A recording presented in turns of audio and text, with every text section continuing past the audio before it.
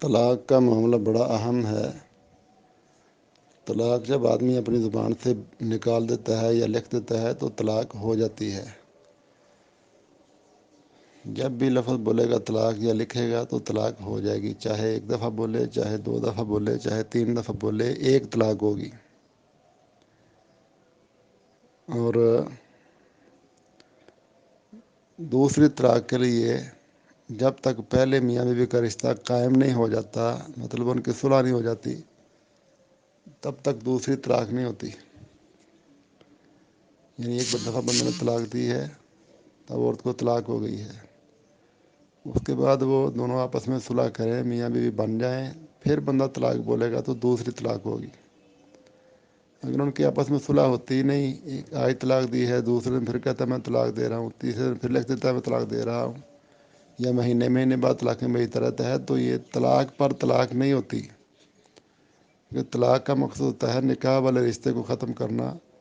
یہ نکاح والا رشتہ قائم ہوگا تو پھر طلاق ہوگی نا۔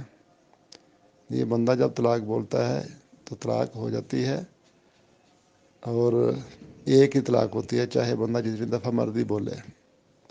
البتہ یہ طلاق والا معاملہ یہ معمولی نہ سمجھا جائے، کیونکہ اس سے 2 افراد ہی نہیں، 2 خاندانوں کے اندر دوری پیدا ہوتی ہے۔ اس لیے اللہ تعالیٰ نے فرمایا کہ جب طلاق کا معاملہ ہو تو پہلے 4 درجے رکھے ہیں۔ اگر عورت ٹھیک طریقے سے نہیں چلتی تو پہلے بندہ اس کو سمجھائے، نصیحت کرے، اس کو اللہ کا حق سنائے کہ بحیثیت بیوی تیرے کے اوپر کیا حقوق ہیں، تو اپنے ماں باپ کو چھوڑ کے آئی ہے، بہن بھائیوں کو چھوڑ کے یہ تیرا گھر ہے، اس میں تیری عزت ہے، تو فرمانبرداری کر، اچھے طریقے سے رہ۔ اگر وہ سمجھانے سے نہ سمجھے تو پھر دوسری صورت یہ ہے کہ اس سے جدا ناراض ہو کر بستر الگ کر لے۔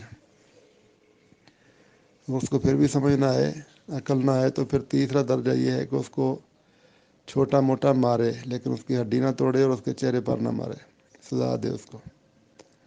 اگر اس سے بھی نہ سمجھے تو پھر چوتھے درجے پر یہ ہے کہ اس کے ماں باپ کو بتائے، اس کے بڑوں کو بتائے، اس کے باپ کو، چچا کو، بھائیوں کو، کہ وہ اس کو سمجھائیں یہ اچھے طریقے سے نہیں رہتی۔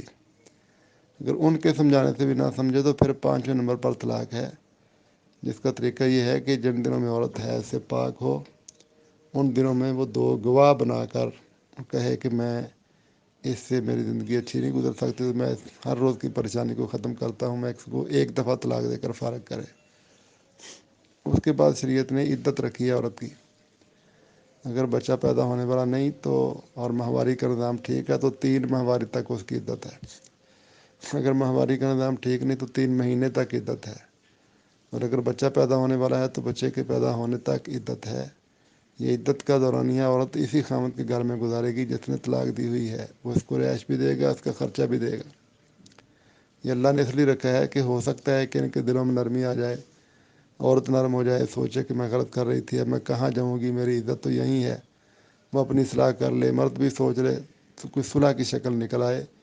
اس دوران اگر وہ نرم ہو جائیں، صلح کرنا چاہیں، تو مرد 2 گواہ بنا کر ان کے سامنے کہے جی میں نے اس کو طلاق دی تھی، اب تم گواہ ہو جاؤ کہ میں اس کو دوبارہ اپنی بیوی بنا رہا ہوں۔ اسے کہتے ہیں رجوع کرنا۔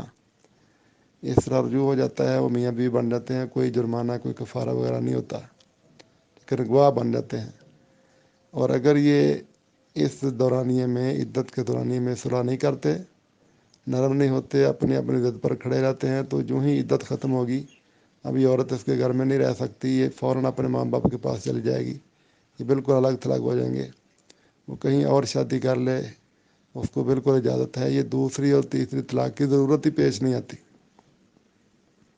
ایک طلاق سے معاملہ ختم ہو جاتا ہے۔ اگر بالفرض دوبارہ صلح کی کوشش ہوتی ہے، رشتہ دار پڑ جاتے ہیں، کوئی سمجھانے والے آ جاتے ہیں، کوئی احساس ہو جاتا ہے، تو پھر دوبارہ اگر یہ رشتہ کرنا چاہتے ہیں تو نئے سرے سے نکاح پڑھ کے ان کو میاں بیوی بنایا جائے گا، نیا حق مہر ہوگا، نیا نکاح، نیا سب کچھ نیا ہو جائے گا، لیکن ایک طلاق کا حق ختم ہو چکا ہے۔ آگے پھر دوسری طلاق کے لیے بھی سیم یہی پروسیس ہوتا ہے۔ اس کے بعد تیسری طلاق کے بعد اگر ہو تو پھر کوئی شکل نہیں ان کے آپس میں ملنے کی، یہ طلاق کا مسئلہ ہے۔